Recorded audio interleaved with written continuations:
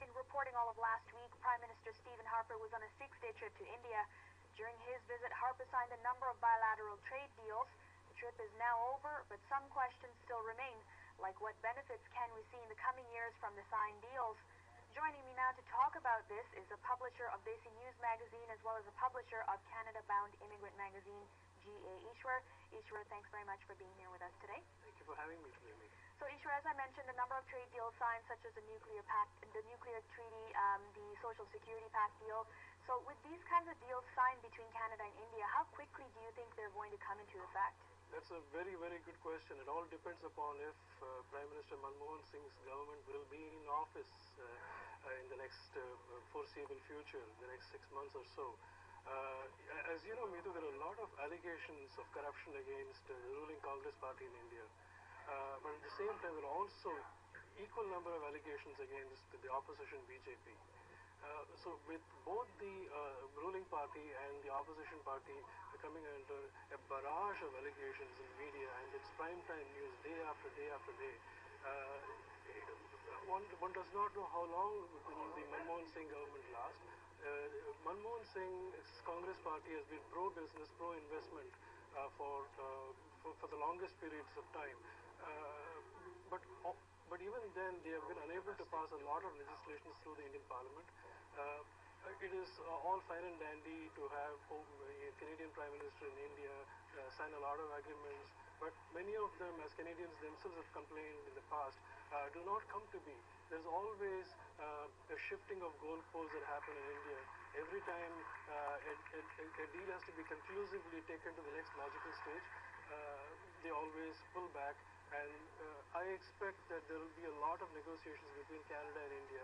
If any of these deals, many of them are just agreements to talk to each other in the future. They're not really deals per se, but it remains to be seen if any of them will actually see the light of the day. So, Easwar, based on the fact that the ruling Congress is on very shaky ground, is this maybe one of the reasons why there were no joint press conferences held between the two prime ministers, which is unusual, and also there was barely any Indian coverage about Harper's trip? So what are some of your thoughts about that? Why do you think that was? One can only speculate why there was no joint press conference. Some media outlets have reported that Manmohan Singh refused actually to sit down together with Stephen Harper in a press conference. That is because the Indians are said to be miffed by Canada's reaction to India's request to handle the rise of Sikh extremism in Canada. And Canadians took the politically correct way of saying that there is freedom of speech in Canada and there's only so much they can do about it. But Indians did not like that wishy-washy answer, and probably that reflected in them not having a joint press conference. But also, I think it has got to do with the fact that there's nothing really substantive happened in Stephen Harper's visit to India. It was all about photo ops, posing in front of Taj Mahal, going to a Gurudwara, going to a temple.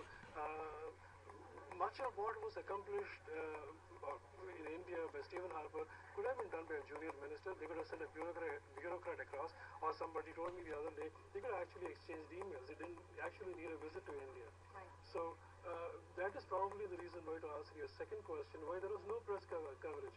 In India, every day the news media is dripping with salacious details about the corruption here against leading top figures right up to the Prime Minister's office, including Nitin Gadkari, the opposition leader of the opposition BJP. So in that scenario, there was no news value in what Stephen Harper had to offer, which is why the only images often that you saw in Indian media were in front of Taj Mahal or going to a Gurudwara or going to a temple. That's like the images we're seeing right now where he's at the IMAX building in Bangalore. But Easwar, just in your opinion then, why did the PM really take a 6-day long tour to just one country? It's the longest trip he's ever taken to one single country. Why wouldn't he fit in another South Asian country such as Pakistan or Bangladesh? They use the real estate agents' language when they say location, location, location. In the politicians' language, it's votes, votes, and votes. There are 1 million Indians in Canada, and many of them in very important ridings in the GTA. And these photo ops, they hope, the Conservatives hope, will translate into votes. The next elections are around.